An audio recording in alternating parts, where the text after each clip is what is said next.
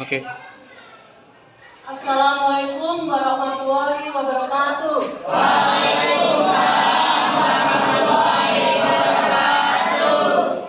Apa kabarnya anak-anak? Baik. Masih semangat? Nggak ngantuk kan? Oke. Hari ini Ibu mau memberikan bimbingan klasikal tentang motivasi belajar. Ya.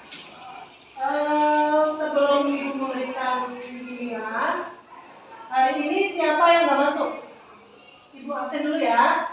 Siapa yang nggak masuk? Irhan. Kenapa? Sakit ya? Sakit. Siapa lagi? Siapa? Yunus kenapa? Izin. Ada lagi? Kenapa? Izin. 3 orang ya, hari ini yang masuk ya. Oke. Siap ya. Sebelum Ibu mulai, waktunya untuk layanan ini 40 menit ya.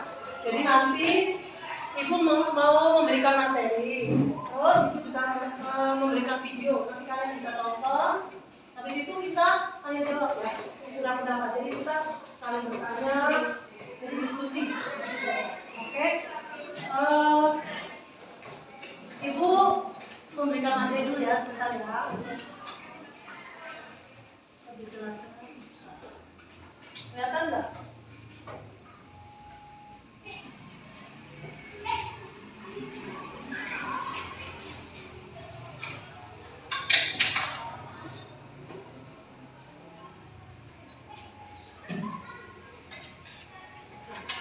Apa sih itu motivasi belajar? Ya. Fungsi motivasi dalam belajar. Motivasi adalah sesuatu yang paling mendasar yang harus ada dalam proses belajar. Karena hasil belajar akan optimal bila ada motivasi. Motivasi selalu berjalan dengan suatu tujuan. Selanjutnya, fungsi motivasi sebagai pendorong, penentu arah perbuatan, 3 menyeleksi perbuatan, 4 pendorong usaha untuk mencapai prestasi. Terus bentuk motivasi di sekolah. Motivasi anak itu berbeda ya. Setiap anak motivasinya beda-beda kan? Benar? Oke, lanjut. Cara untuk menumbuhkan motivasi belajar siswa. Memberi angka. 2. Memberikan hadiah. 3. Kompetensi. 4. Ego inferensi. 5. Memberi pujian. Terus teori motivasi. Untuk materi ini nanti Ibu kasih ya. Semuanya Ibu bagikan satu-satu ya. Nanti kalian bisa pelajari di rumah.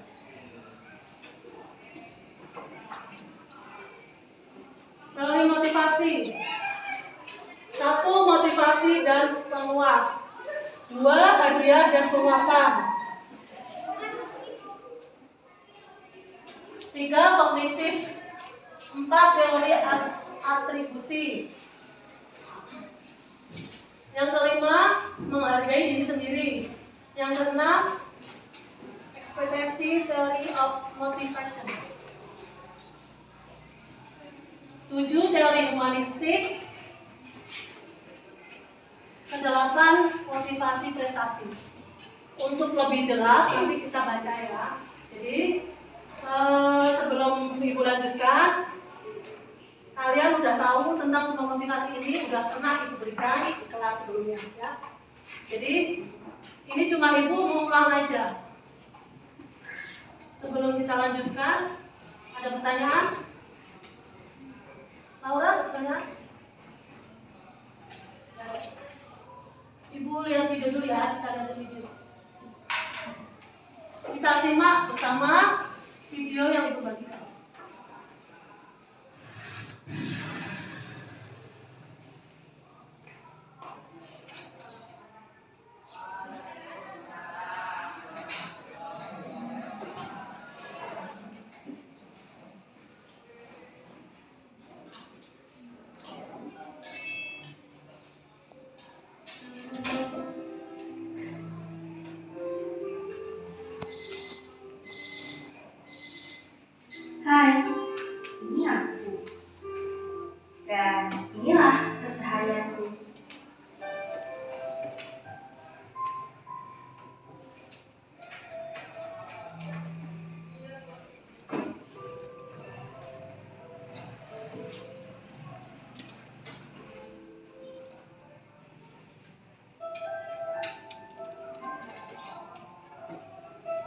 Bagiku, belajar bukanlah hal yang sulit dilakukan.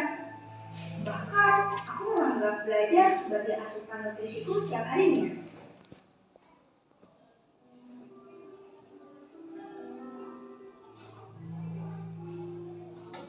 Pesan kepada kalian yang sedang berjuang, kamu tidak harus hebat untuk memulai, tapi kamu harus memulai menjadi hebat. Albert Einstein pernah mengatakan, jangan pernah menganggap belajar sebagai tugas, tetapi anggaplah belajar sebagai kesempatan berharga untuk mempelajari sesuatu.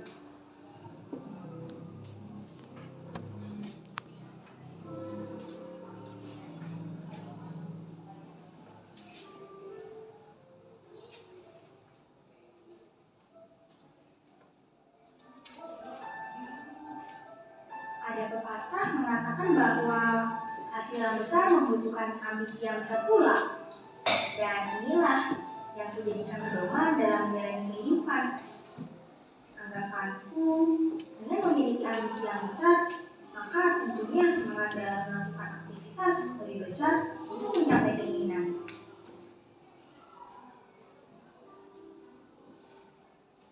Jangan berhenti belajar sampai kamu merasa bangga dan puas dengan hasilnya. Tapi yang kurasakan sejauh pencapaian ini, aku masih belum bisa merasa puas. Pencapaian kecil bagiku bukan apa-apa.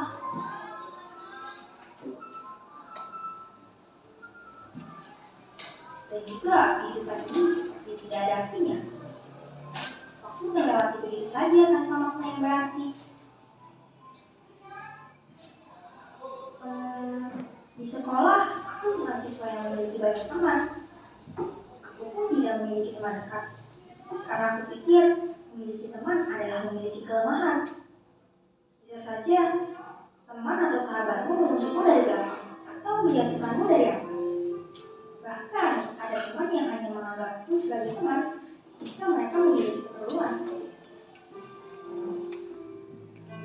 Mungkin bagi kalian aku sangat tinggi, tapi menurutku waspada dan berhati-hati pada siapa yang akan kupercayai itu bukankah memang wajar dilakukan?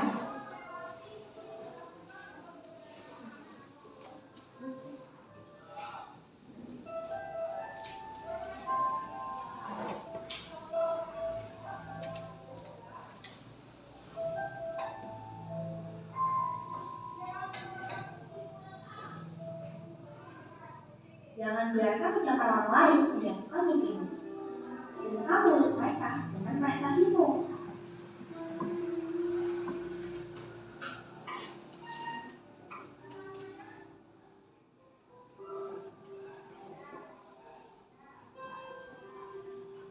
Jika ada tugas atau pekerjaan yang diberikan, aku merasa harus mendapatkan hasil yang sempurna.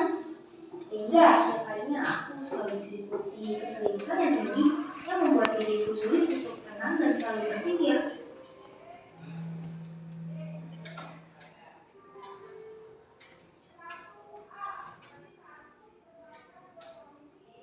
Tidak ada waktu santai ataupun tidak melakukan apapun. Menurut kalian lebih baik kelelahan atau kebosanan? Kalau jawabanku, tentu kalian sudah tahu. Lebih baik aku kelelahan daripada melakukan sesuatu yang tidak membawa hasil yang signifikan terhadap kehidupanku.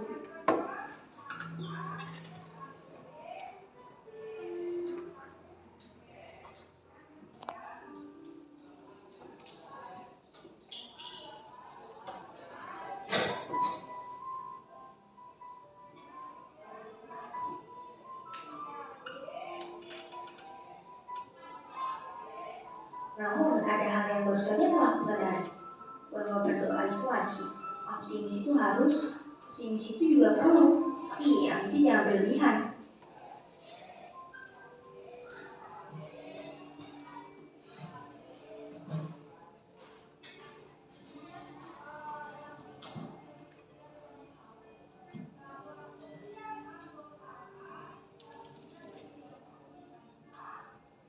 Tiap manusia punya ambisi yang kuat, sehingga betapa tingginya prestasi yang diraih tidak akan pernah merasa cukup. Dan inilah yang kurasakan setiap saat. Ambisi memang akan membawa pada hal yang baik, namun ambisi yang terlalu berlebihan hingga lupa dengan kewajiban akan menjadi bumerang yang mengarah ke dirimu. Ingat, sesuatu yang dilakukan walaupun itu hal baik, jika secara berlebihan, maka akan menghasilkan sesuatu yang tidak baik pula.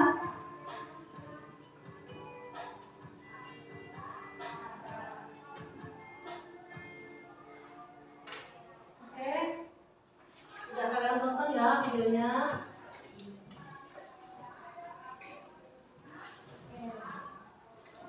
Selanjutnya kita akan diskusi ya, kita tanya jawab, diskusi. Dari video itu dulu deh, yang kalian tonton, apa yang kalian peroleh dari video itu? Apa? Optimis itu perlu, benar? Ya, Rahel coba apa tadi yang kamu tonton, yang kamu peroleh dari video tadi? Yang berambisi, oke. Dafa?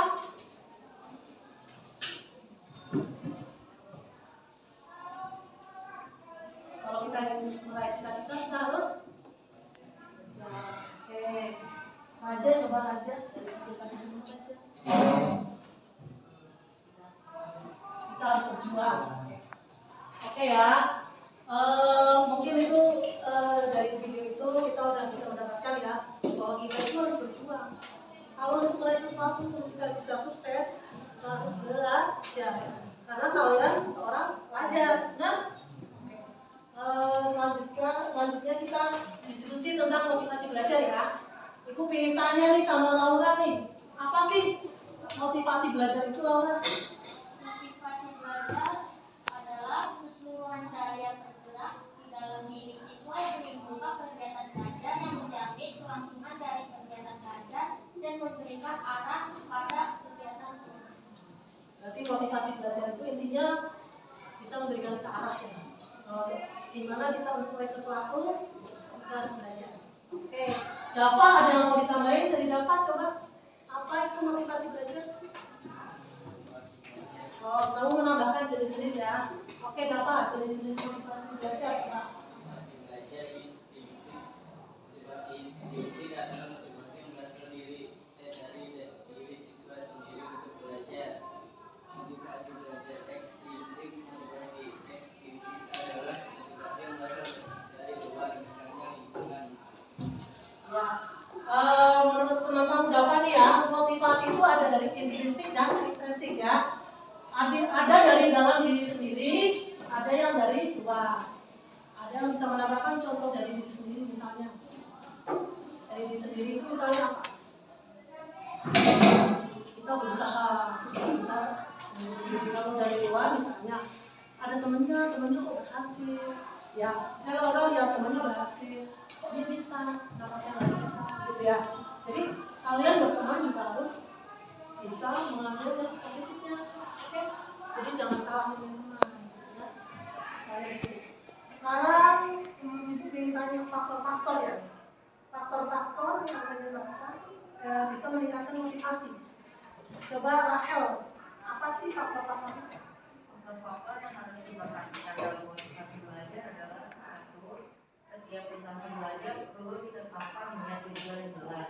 Dua, merencanakan kegiatan belajar sebaik-baiknya.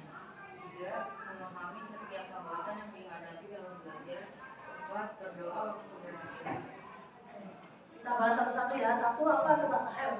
Lebih pelan-pelan biar temannya dengar. Satu, pertamanya apa? Setiap usaha belajar perlu ditetapkan niat tujuan yang jelas. Oke, berarti setiap kita belajar harus ditetapkan tujuan yang jelas. Ya, paham ya? Artinya harus ada tujuannya dulu. Dua, coba Rahel kedua. Dua, merencanakan kegiatan belajar sebaik-baiknya. Kedua, merencanakan kegiatan belajar sebaik-baiknya ya. Jadi kita harus merencanakan. Belajar tiga, nah. Memahami setiap hambatan yang dihadapi dalam belajar. Memahami hambatan. Jadi kalian juga harus tahu apa sih hambatannya dalam kegiatan belajar itu, apa hambatannya. Ya, misalnya hambatannya tidak punya buku misalnya, kalian bisa pinjam ya. Kalian bisa mengalami betul kan bisa ya. Sekarang kan semuanya bisa kita cari. 4, akhir. Berdoa untuk keberhasilan. Ya jangan lupa berdoa. Jadi kalau kita mau berhasil, kita berdoa ya. Kita tetap berusaha tapi jangan lupa berdoa. Ada yang mau menambahkan? Coba.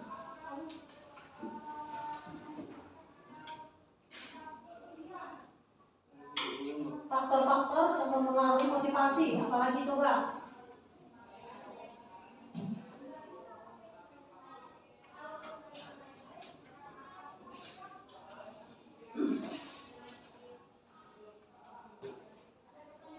Faktor-faktor yang mempengaruhi motivasi belajar.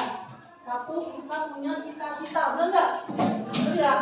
Kita harus punya cita-cita. Kalau kita punya cita-cita, pasti kamu punya motivasi, benar nggak? Rahel misalnya ingin jadi apa, Rahel? Penulis. Rahel cita-citanya jadi penulis. Jadi Rahel harus selalu literasi ya, membaca, serta yang kedua apa coba? Kemauan, jadi adanya kemauan, jadi kan kita punya cita-cita, kita punya motivasi, kita punya kemauan.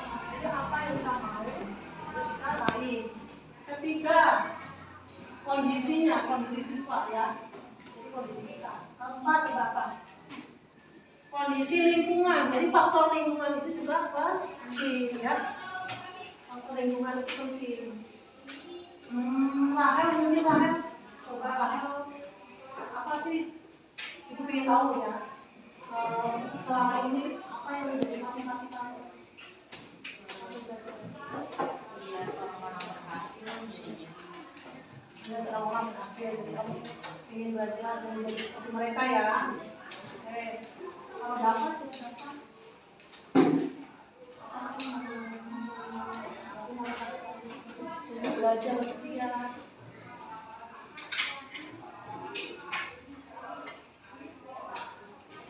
Melihat orang tua kamu ya, orang tua sukses, kamu ingin seperti mereka.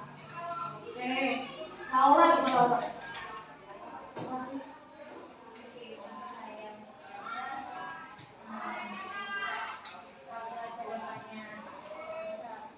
Jadi orang yang berguna buat negara dan Oke, bagus ya.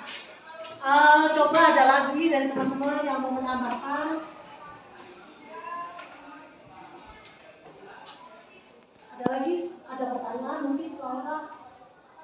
Laura, kalian mau bertanya sama Ibu?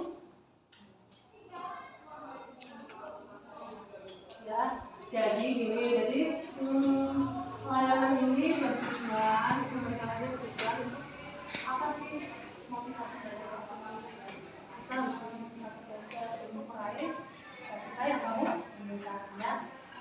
Jangan lupa kita harus optimis. Pesimis memang perlu, tadi kan ya di video. Ya, manusia itu punya cita-cita. Dan cita-cita itu pasti bisa tercapai asal kita mau berusaha. Jadi semuanya bisa kita capai dengan berusaha dan jangan lupa berdoa. Ya. Karena waktunya udah mepet dan setelah ini pelajaran berikutnya mungkin nanti Ibu selanjutnya akan memberikan materi lagi lanjutan dari motivasi ya, misalnya ambisi apa yang bisa kita lakukan untuk kita meraih motivasi ya. Nanti jam berikutnya jam BK lagi, nanti Ibu masuk lagi, kita akan diskusi. Nanti ada tugas dari Ibu ya, nanti di akhir ini nanti Ibu kirim ke Google Form tugas kalian tentang motivasi ya. Nanti ada kisah Ibnu Hajar, Ibu kasih kisah tentang Ibnu Hajar. Di situ kalian harus mengerjakan apa sih temanya ya. Oke, jelas? Jelas. Ada pertanyaan?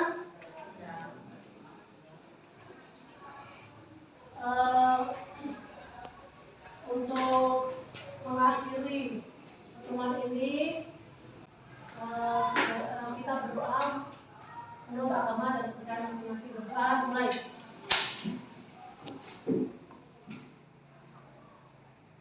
Terima kasih. Selesai.